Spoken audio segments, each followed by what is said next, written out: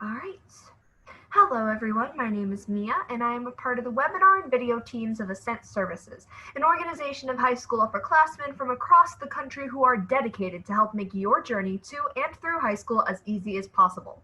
Today I'm going to be talking to you about starting an organization to help solve a problem in your community or just support your community as a whole. Not only does this look good on college apps, resumes, and anything where you need to write about leadership, but it can give you insight into your community, let you meet some amazing mentors and peers, as well as helping you grow personal skills in areas such as time management, planning, and promotion or marketing. So how exactly do you start an organization? Apologies, I'm still learning how to use this. Okay. The key to making a successful organization is to start off strong, which is what this presentation is all about. Think of what I'm about to say as a quick overview that we will go over in detail in the next few minutes, so it is totally okay if you don't get everything right away. In order to start off strong in your organization, both your organization building, really, you should first know your mission. This is the why and how of your organization and what will comprise your aptly named mission statement. The next step is to make resources for people to learn about your organization, as well as contact you if they have further details. Then you determine what you need, whether it be a mentor, manpower, or whatever else. And of course, the last step is promotion. Like I said, this is a lot of information, but sit tight. There's still quite a bit of time left for me to explain all of the details. The first step in this process is going to figure out the purpose part of your mission. This is what I like to call the why of your organization. Ask yourself what problem you want to solve or what you're trying to spark or beget in your community. Make sure to choose something specific and unique.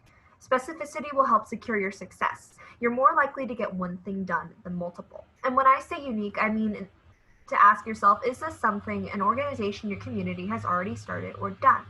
If so, your organization will probably have a harder time getting on its feet because those who would want to work towards your goal are most likely already working with another organization.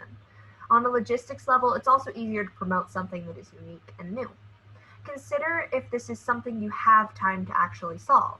While solving an issue in your community is important, so is your health, academics, and social life. Having a why will help to gather people with a similar goal that will stick with your organization in the long run.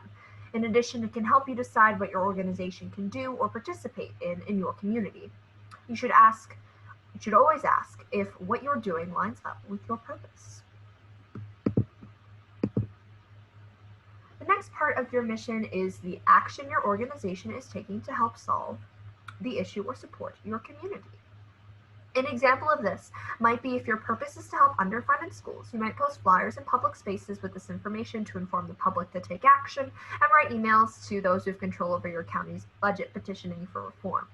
When choosing your course of action, ask yourself what you can feasibly do to solve the issue. You want to make sure your action is possible given your time constraints and manpower. Also make sure this is something that is possible even with limited publicity and without monetary commitments or even large commitments for those involved. A good example of this is if you don't have a large following, a community park cleanup instead of a state park cleanup will be a more feasible option.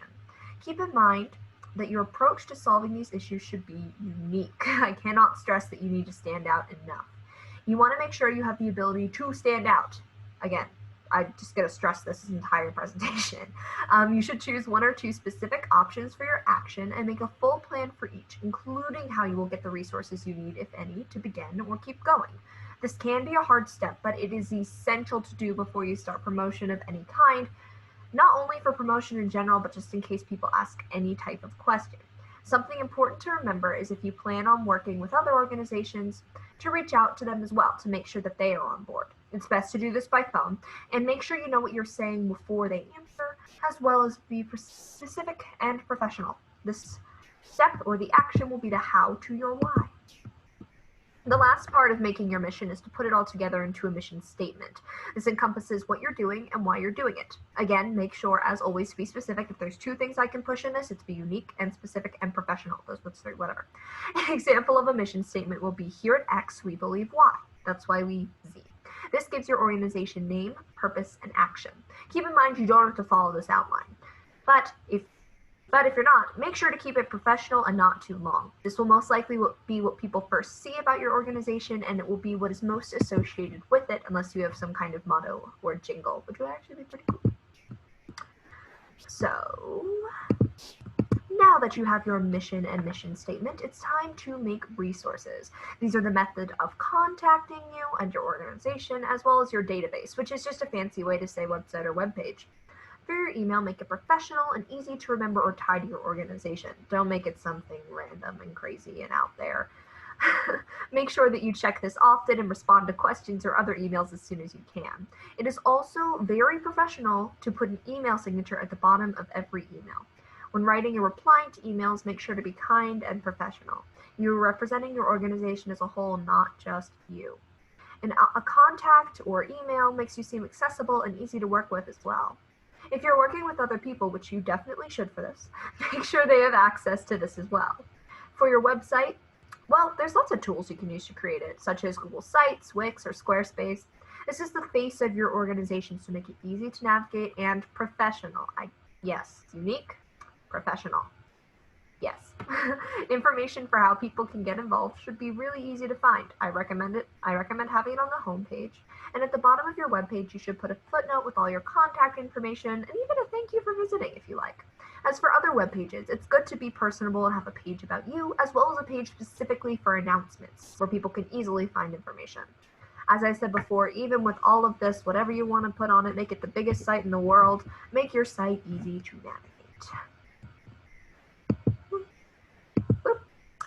The last step before putting yourself out there in the promotion phase is to determine what you need.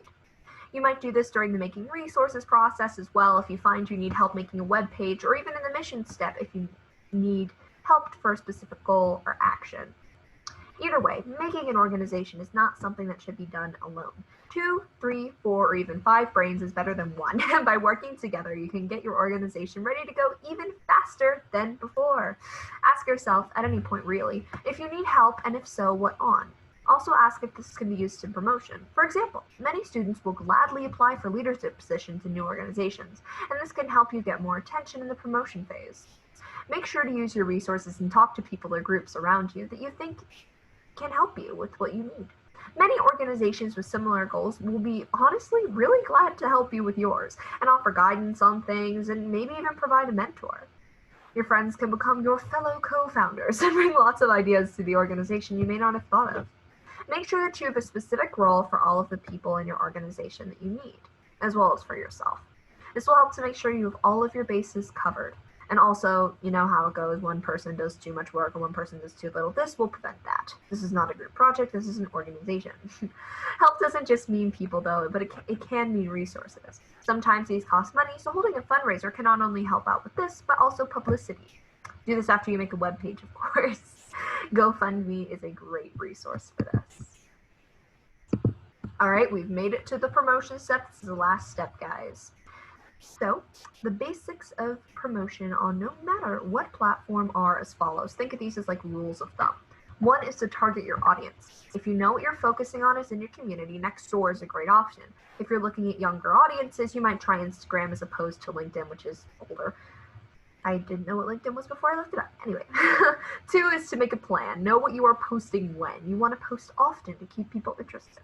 Having a plan is a good way to keep you on track and your organization going on and according to plan. 3 is to provide incentive for people to join your organization. This can be as simple as something like help better your community. Last is to make sure that you have all the basic info like your mission statement, your website, and contact info easily accessible. This makes it so people can easily join or ask questions, which means they're interested if they are interested. Next is social media. A ton of promotion is done on social media. Here's a little bit about what you should have in your account and your posts. So in your bio, which is like a description of your account basically, you should put a description of your organization, mission statement, hint, hint, as well as any basic information like your website link and contact information. You should also make a logo that can serve as your profile picture. This is an easy way people can identify your organization. Have a clear username. This means one plainly tied to your organization, specific and professional. In your posts, it's important to have aesthetic. It's good to have uniformity in your organization's posts, not only so people can identify you, but to be professional in general. Some websites you can use for this are Canva and Spark Adobe or even Google Sites. Feel free to do it by hand as well. Your post should be brief. Remember, your goal is to get people's attention and then direct them to where they can find more information. Make sure to include the info in the caption or refer back to your bio. Yeah, it's important to make your organization seem approachable and friendly so people can feel comfortable reaching out or joining you. This is simple to do in promotion, basically by promoting ways for people to reach out to you in your posts. Like, if you have questions, please email us here. Another way to promote is in your community. You can reach out to other organizations to do so, such as service clubs. The best way to do this is by sending an email to the leadership there, clearly explaining who you are, what you plan to do, and what they can do to help if they choose to. Also, throwing an incentive is a good tool to use. Make sure not to force them to do anything, please. This can come across and make them not join you. It's come across as bad to make them not join you. My bad, I can speak. And also use good professional email etiquette.